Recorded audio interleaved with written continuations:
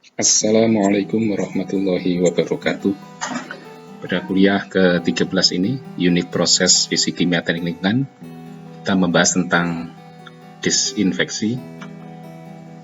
Semoga saudara bisa tetap sehat dan fokus untuk diskusi tentang materi ini. Secara umum, tujuan dari desinfeksi atau proses desinfeksi adalah yang pertama untuk air yang digunakan rekreasional atau irigasi. Jadi dalam hal ini desinfeksi digunakan untuk membunuh atau menginaktifkan sebagian besar mikroorganisme, terutama semua yang patogen di wastewater sebelum dilepaskan ke lingkungan. Yang kedua adalah tujuan pada water public service atau supply. Ini juga sama, membunuh semua atau menginaktifkan semua sebagian besar mikroorganisme, terutama semua yang patogen di hasil pengolahan air sebelum didistribusi ke pelanggan. Di dalam disinfeksi ada beberapa istilah prinsip yang nanti akan berbeda sesuai dengan penggunaan dan tujuannya. Yang pertama ada istilah disinfeksi. Jadi, seperti yang disebutkan tadi, disinfeksi adalah usaha atau proses membunuh atau menginaktifkan sebagian besar mikroorganisme, terutama semua patogen pada medium yang spesifik. Yang kedua ada istilah sterilisasi. Sterilisasi adalah menghilangkan atau mendistraksi semua mikroorganisme hidup termasuk patogen dan saprofitik bakteri, vegetative form, ya, bentuk-bentuk alga, tumbuhan dan jamur. Ya. Ada istilah lain yang sering digunakan, yaitu ada bakterisida, intinya membunuh semua bakteri atau mikroba, termasuk germisid, fungisida, virusida. Ya. Ada bakteriostatik, jadi ini mencegah atau menghentikan pertumbuhan bakteri atau mikroba, termasuk juga fungistatik maupun virus statik. Ada istilah aseptik atau asepsis, itu proses mencegah kontaminan pada seseorang atau pada objek dari mikroba. Jadi proses mencegah kontaminan mikroba pada seseorang atau objek yang lain. Ada lagi istilah antiseptik. Antiseptik adalah bahan kimia atau bahan yang digunakan untuk desinfeksi, ya. Dan biasanya digunakan untuk external skin atau kulit di bagian luar. Istilah-istilah tersebut silakan saudara pelajari lebih dalam di beberapa referensi, termasuk ada sanitize, contamination, infection, preservation, dan lain-lain. Jadi saya kira ini silakan dilihat apa tujuannya, kemudian menggunakan apa, dan berapa banyak atau lingkup mikroorganisme yang terkena. Berkaitan dengan upaya disinfeksi, ya, jadi upaya membunuh atau menghilangkan semua bakteri atau mikroorganisme patogen, ya, dan ini yang menyebabkan penyakit pada manusia, dan beberapa bakteri atau mikroorganisme ini yang paling umum menyebabkan penyakit di manusia. Jadi ada yang golongan bakteri, ada golongan parasitik, ada golongan viral. Ya. Yang bakteri ada tipoid, paratipoid, ada kolera, ada salmonella, ada bacillari dysentery, antrak, dan sebagainya. Ya. Sedangkan yang protozoan itu ada yang amoeba, ada ascaris, giardiasis, cristoporidium, kemudian yang viral ada hepatitis, rotavirus, ada infeksius hepatitis dan sebagainya. Ini juga nanti silahkan bagaimana struktur bakteri ini, kemudian bagaimana hidupnya, ya, apa yang membuat lingkungannya cocok, sebenarnya silakan dipelajari di pelajaran mikrobiologi. Selain secara khusus desinfeksi atau nanti klorinasi, ya, itu menghilangkan patogen, sebenarnya beberapa proses yang sudah kita pelajari di awal, proses-proses di pengolahan air itu juga mampu meremove patogen. Ya, contoh screening dengan proses fisika itu mampu meremove mikroorganisme antara 10-20%. Grid removal itu juga 10-25%. Sedimentasi itu lebih tinggi, ya, kira-kira 25-75%. Kemudian presipitasi kimia itu bahkan bisa sampai 80%. Drinking filter lebih dari 90%. Activated sludge ya, 90-98%. Dan yang biasanya digunakan terakhir adalah disinfeksi, itu bisa sampai 99%, dan beberapa literatur bahkan menyatakan bisa sampai 100%. Secara umum, metode desinfeksi pada pengolahan air itu ada dua macam metode. Yang pertama adalah metode fisika, yang kedua metode kimia. Kalau fisika berarti tanpa ada reagen, jadi menggunakan proses fisika seperti panas atau temperatur yang tinggi, kemudian radiasi cahaya atau radiasi energi seperti UV, elektron, beam, gamma ray, dan juga dengan sonifikasi. Ya, jadi beberapa suara dengan frekuensi yang sangat tinggi ini juga bisa merusak struktur sel mikroorganisme. Sedangkan yang metode kimia ini menggunakan bahan-bahan kimia seperti klorin, brumin, iodin, klor dioksida, kloramin, permanganat, kuarteri amonium salt, deterjen, fenol, beberapa alkali dan asam. Dan proses desinfeksi sendiri itu secara umum tentu saja dipengaruhi oleh beberapa faktor. Yang paling utama itu adalah waktu dan intensitas atau konsentrasi dari desinfektan. Makanya nanti ada istilah CT concept, ya, concentration and time concept. Ya. Jadi artinya bahwa satu mikroorganisme ketika dipapar oleh disinfektan itu pada konsentrasi yang harus cukup dan waktu kontaknya harus cukup sehingga dia bisa di nonaktifkan, inaktif atau dimatikan. Yang kedua adalah pH water, ya, jadi pH air. Nah, biasanya pada pH asam itu bakteri lebih aktif, ya. Nah, tapi nanti beberapa desinfektan juga menjadi aktif ketika di pH asam. Nanti kita lihat ada grafik di sana. Yang kedua yang ketiga adalah age atau umur mikroorganisme. Secara umum bakteri yang lebih muda itu lebih mudah untuk dihilangkan. Sedangkan bakteri yang lebih tua itu biasanya lebih resisten. Kemudian adanya suspending atau zat tersuspensi di dalam fluid, di dalam media. Seperti contoh ada virus, mangan, H2S, nitrat. Ini juga nanti akan bereaksi dengan desinfektan sebelum desinfektan itu bereaksi dengan mikroorganisme. Kemudian turbidity ini juga berpengaruh karena turbidity bisa melindungi atau bisa mengendap pada kulit mikroorganisme sehingga lebih resisten terhadap desinfektan. Yang terakhir adalah temperatur. Biasanya kalau temperaturnya lebih tinggi, disinfection proses atau efektivitasnya juga bisa lebih tinggi.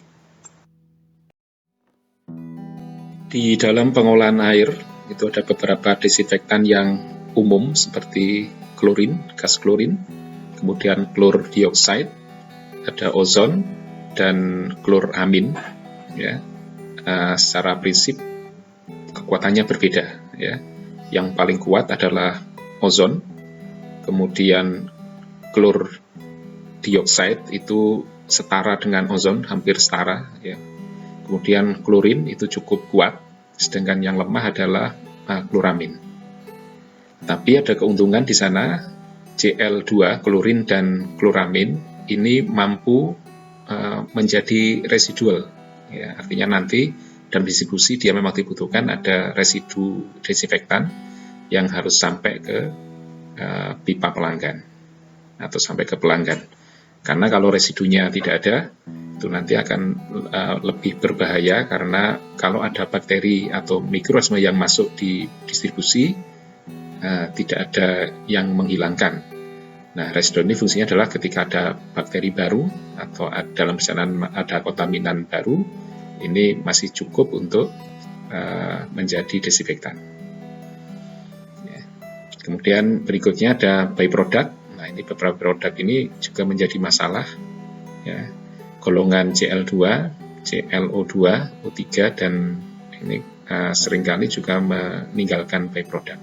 Ya, sedangkan amonium kluramin ini diteliti sangat kecil, ya, atau bahkan tidak ada byproduct-nya. Berikutnya kita akan membahas tentang kinetika disinfeksi. Ya, jadi bagaimana reaksinya terjadi, bagaimana kita menghitung konstanta kinetikanya, ya, sehingga nanti memunculkan konsentrasi harus diberikan berapa dan waktu kontaknya seberapa besar.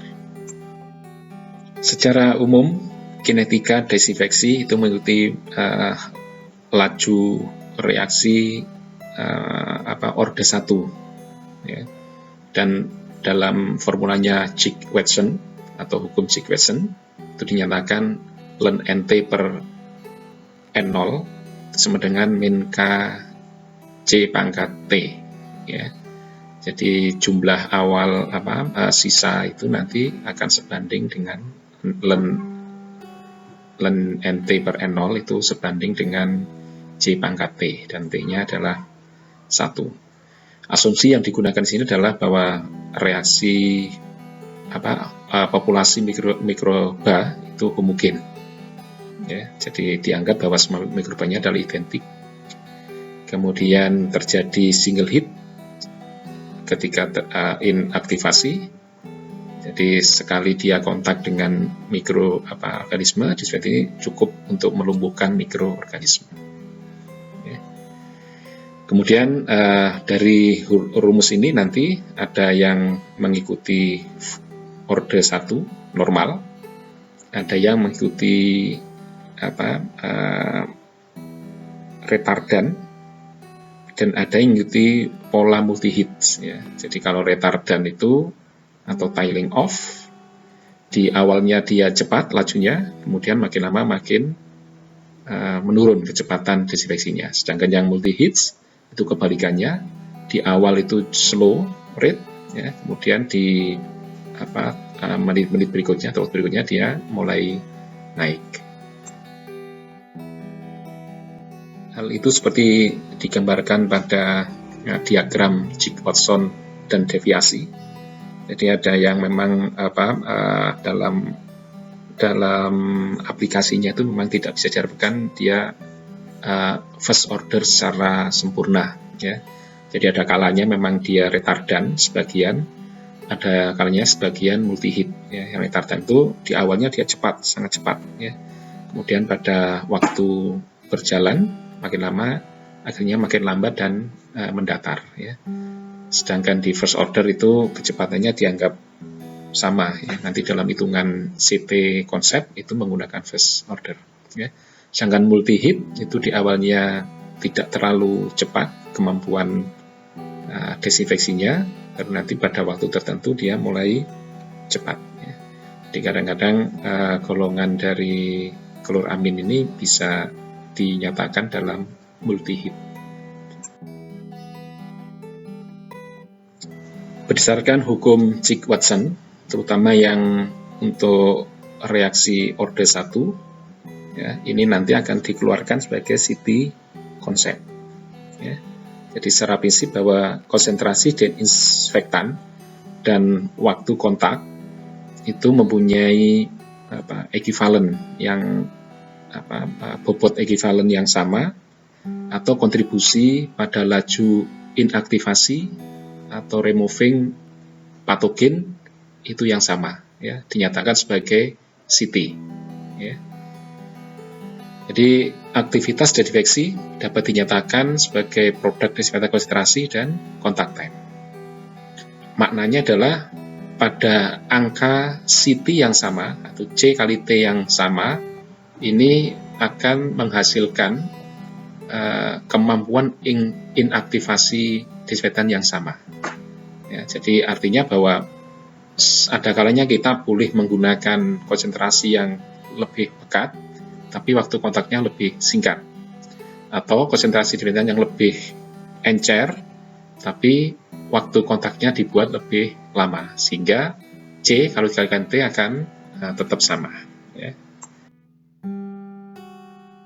Ini satu contoh aplikasi CT Concept pada aktivitas disinfeksi. Ya.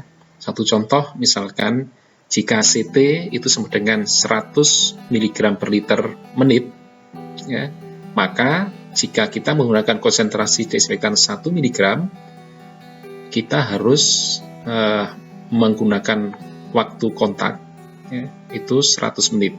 Sehingga kalau C kalikan T tetap 100 mg per liter menit. Ya. Tapi kalau kita menggunakan C-nya 100 mg per liter, maka waktu kontak cukup 1 menit saja. Ya. Artinya bahwa C kali T juga tetap 100 mg per liter. Nah, kalau menggunakan 50 mg per liter, ya T-nya harus 2 menit. Ya. Nah, ini artinya bahwa kombinasi C dan T itu tetap memberikan hasil 100. Ya. Dan ini nanti dianggap kemampuan untuk desinfeksinya adalah setara atau sama. Beberapa nilai tipikal CT, ya, ini bisa digunakan untuk acuan dalam pengolahan air, terutama untuk desinfeksi. Ya. Jadi CT99 itu artinya bahwa kalau C kali T pada kadar yang sesuai ini, itu akan mampu menghilangkan 99% mikroorganisme atau patogen. Ya. Ini pada lihat ada temperatur dan pH. Ini berarti nilai ini hanya berlaku kalau pH-nya 6-7 atau temperaturnya 5 derajat. Kalau berubah, itu nanti harus dihitung ulang. Ya. Contoh, misalkan CT99-nya untuk E. coli, ya, free klorin itu antara 0,03 sampai 0,05. Artinya kalau kita menggunakan C-nya 1, maka T-nya cukup 0,03. Ya. Biasanya digunakan menit. Ya. T-nya menit, C-nya adalah miligram per liter. Kalau kloramin 95 sampai 180, itu artinya bahwa untuk menghilangkan 99% mikroorganisme, itu kalau kita menggunakan 95, itu artinya bahwa konsentrasi 9 mg per liter butuh waktu 1 menit.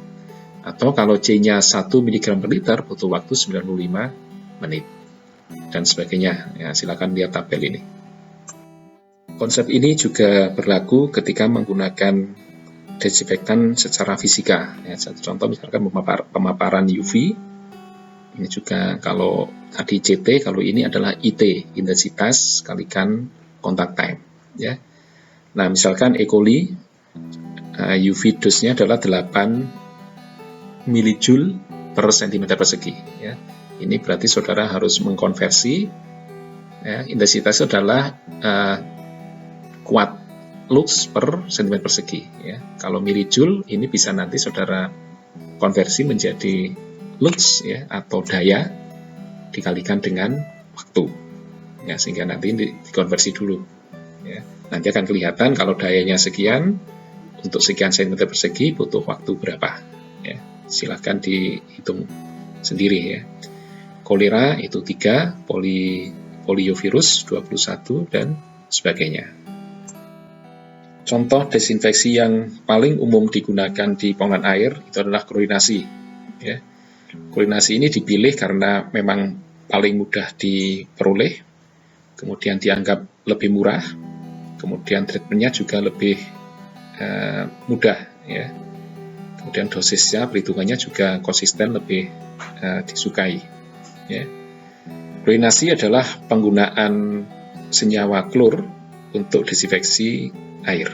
Ya, beberapa senyawa itu antara lain gas klorin, ada kalsium hipoklorit, ada sodium hipoklorit, ada klor dioksida. Ya, sebenarnya 4 ini sama, nanti akan menghasilkan HOCl dan OCl- di dalam air.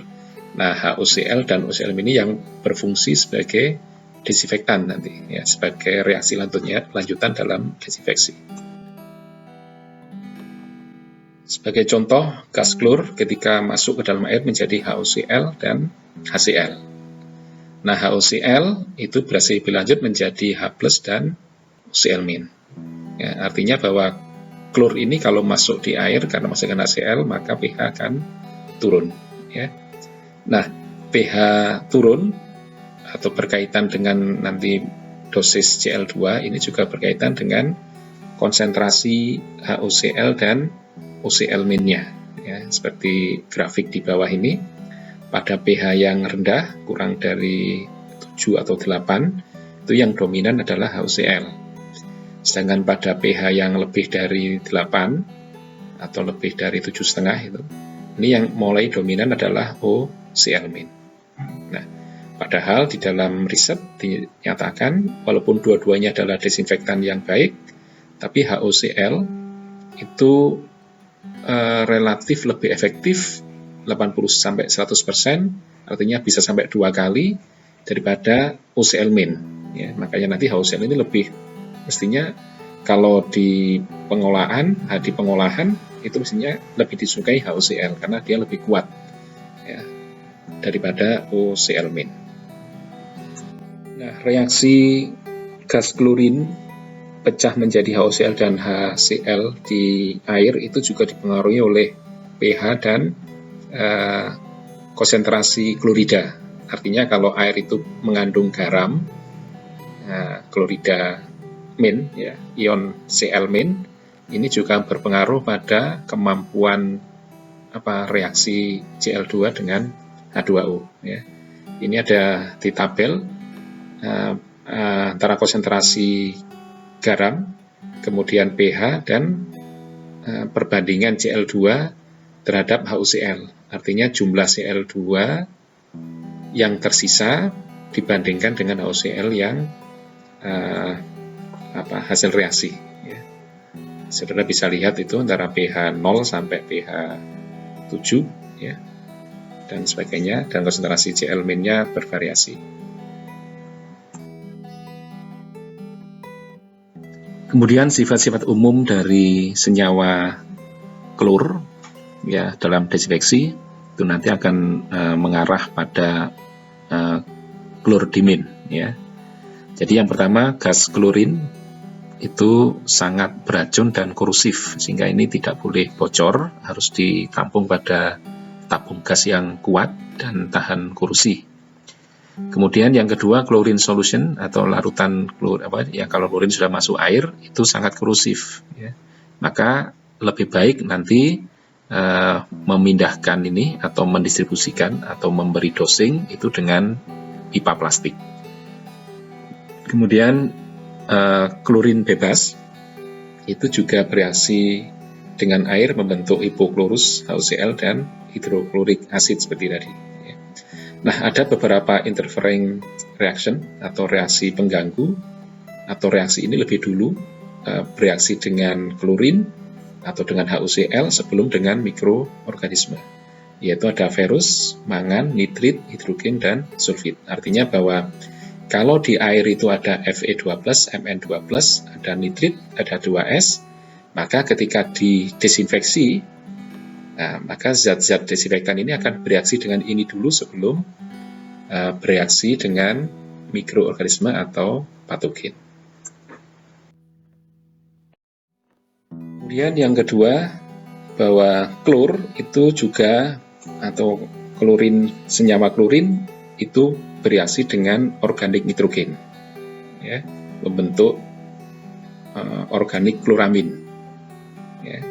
Jadi contoh-contoh organik nitrogen yang bereaksi dengan HOCl atau dengan senyawa klor itu adalah golongan amin NH2, ya, baik amin NH2 nanti diamin atau triamin. Nah, itu nanti, jadi ini akan bereaksi membentuk kloramin, ya, tapi kloramin organik seperti monoklorometil amin, ya, atau diklorometil amin.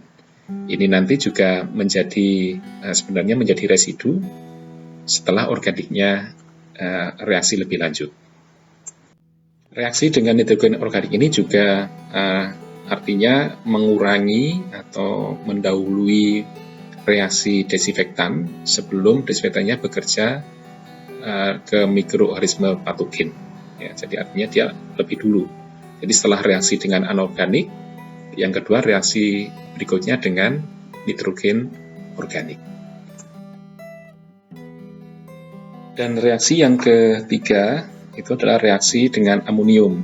Jadi amonium itu kadang-kadang memang ada di air atau seringkali ditambahkan agar memang disengaja klor itu bereaksi dengan amonium membentuk kloramin, tapi bukan kloramin organik, ini kloramin anorganik, ya. Karena kloramin ini termasuk disinfektan seperti klorin, tetapi dia reaksinya lebih lambat. Nah, karena reaksi lambat, maka ini nanti bisa menjadi residual desinfektan di sistem distribusi.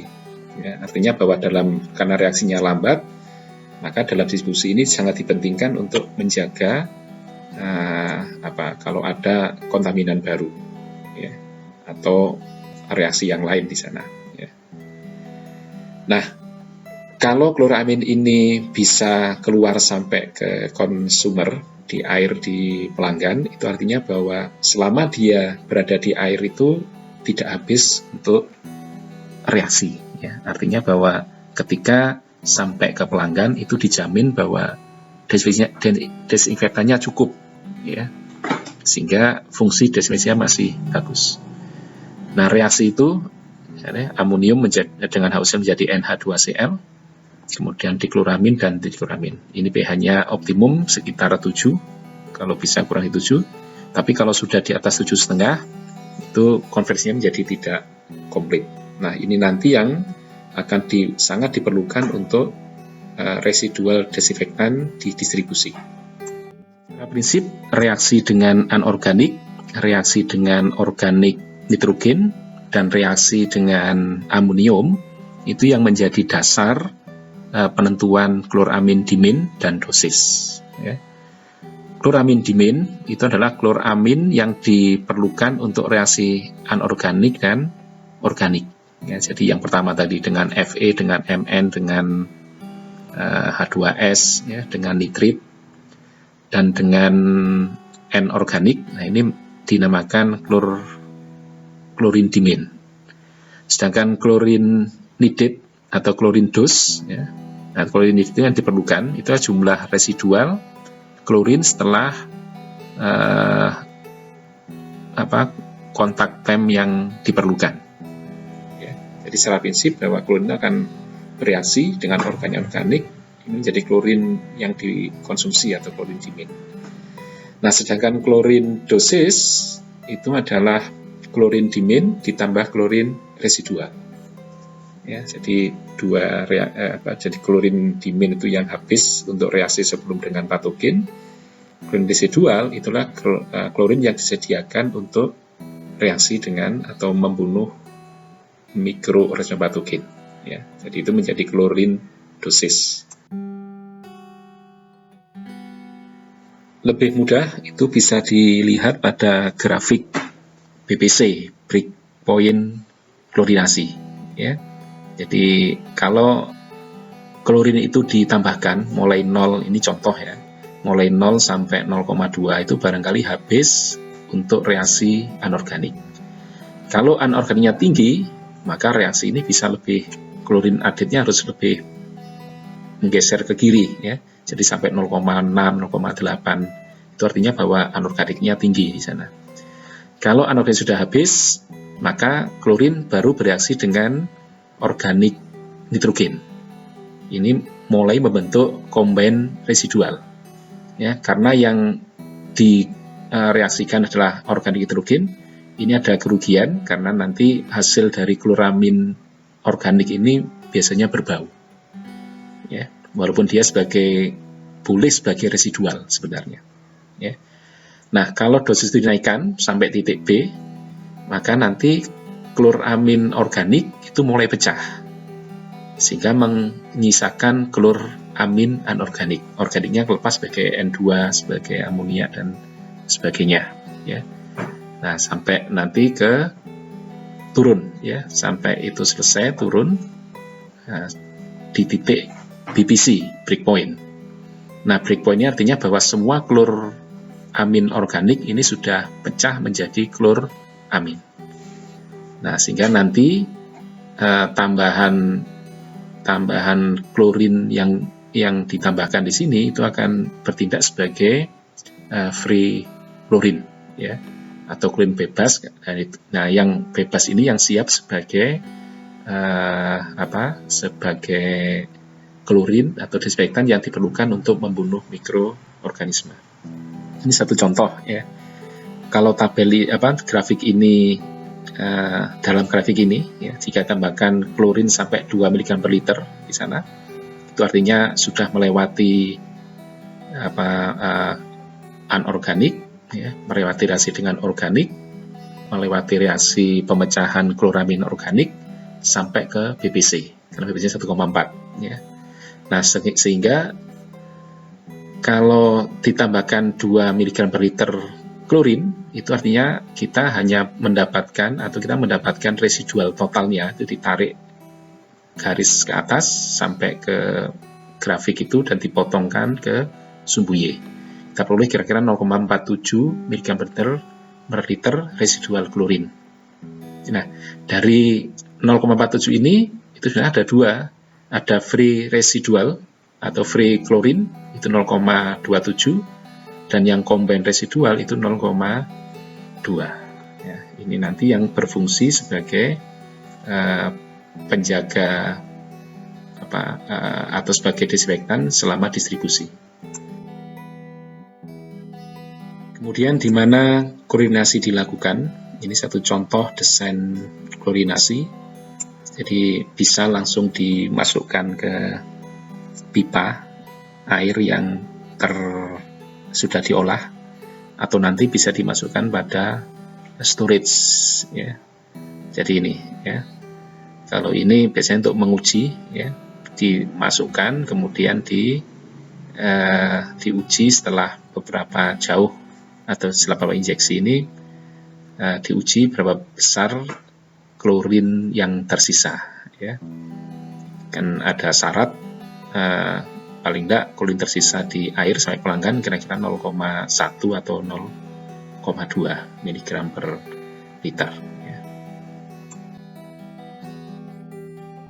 Kalau memang itu untuk post klorinasi, artinya bahwa sebelum distribusi, maka klor bisa pumpingkan atau diinjeksikan pada air sebelum distribusi, ya. Beberapa desain nanti silahkan saudara baca dan dipelajari di referensi yang saya berikan atau referensi lain yang relevan.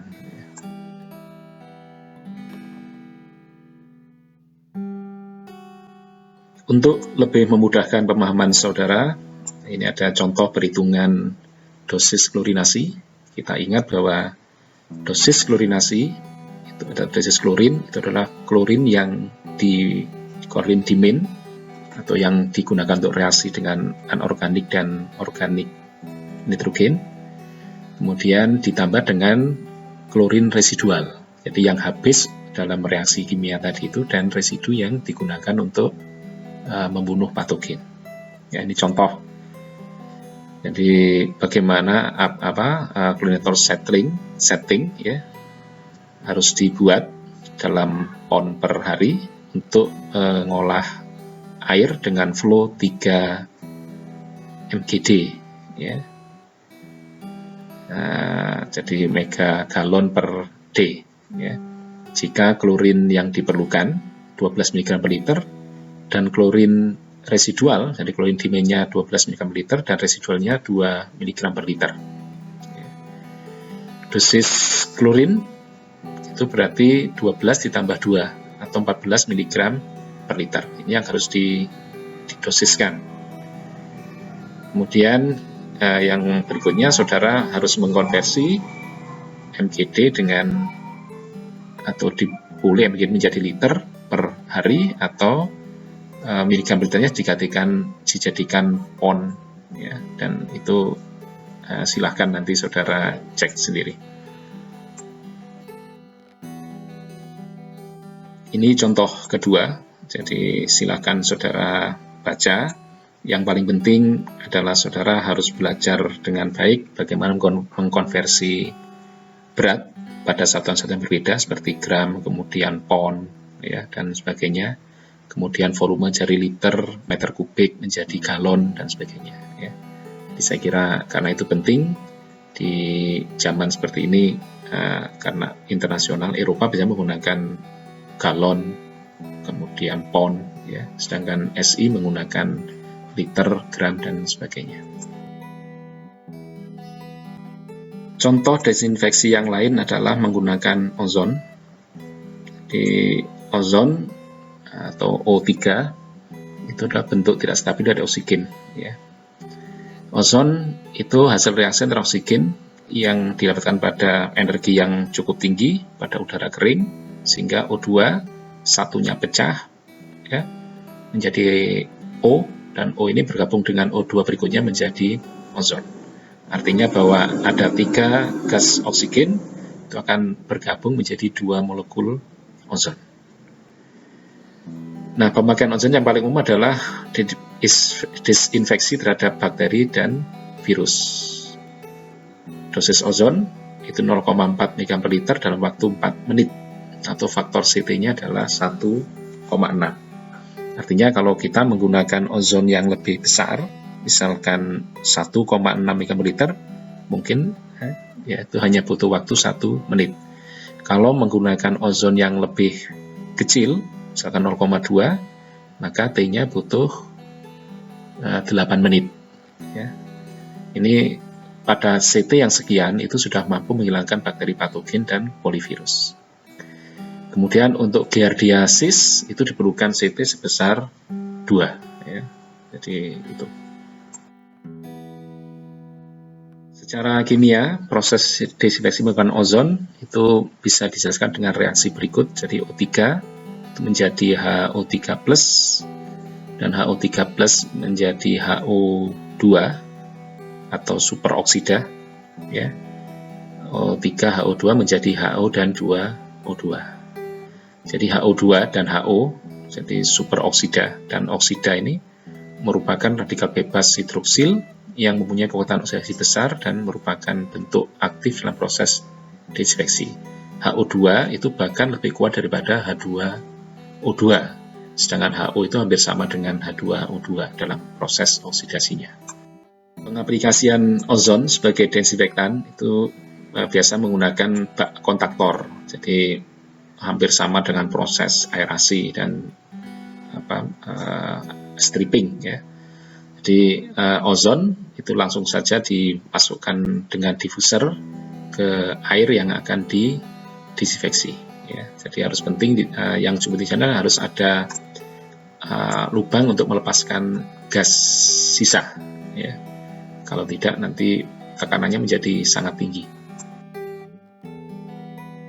Sama dengan penentuan kadar klorin, ya, rumus desinfeksi untuk ozon juga menggunakan dN per dt sama dengan Kj pangkat n kali n, ya, atau ln n per n0 sama dengan min Kj pangkat n kali t, ya.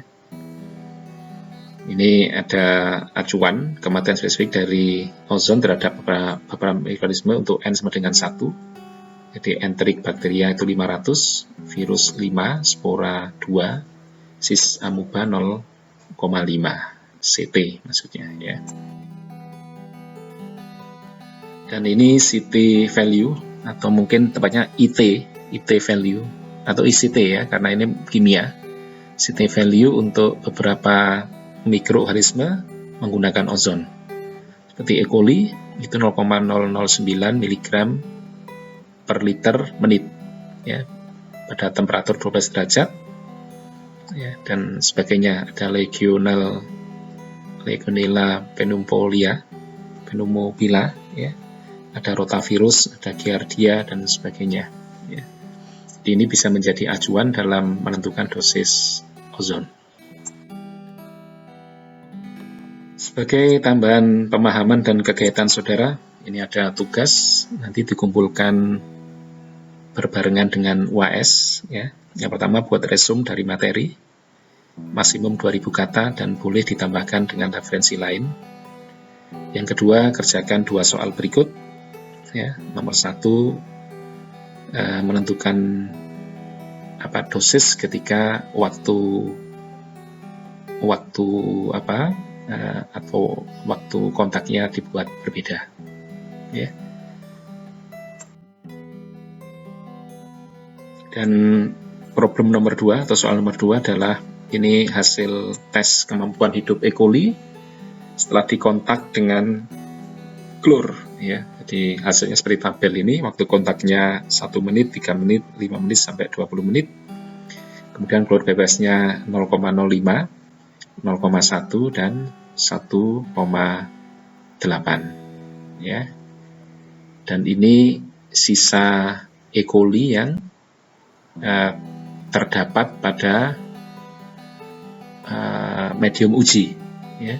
Dari data ini saudara diminta untuk menentukan konstanta persamaan Chicks, kemudian tentukan konstanta dan eksponen untuk sampai kematian bakteri 99%. Kalau temperaturnya 20%, perkiraan waktu yang diperlukan untuk mematikan 99% bakteri dengan dosis klor 0,05 mg per liter. Jadi selamat mengerjakan, nanti kumpulkan ketika UAS ya, dilampirkan bersamaan UAS. Baik, saudara-saudara, ini kuliah kita pada minggu ke-13. Beberapa pengayaan nanti akan saya lampirkan di seri ITS di file PDF ya. Silakan saudara pelajari lebih lanjut. Saya akhiri, wassalamualaikum warahmatullahi wabarakatuh.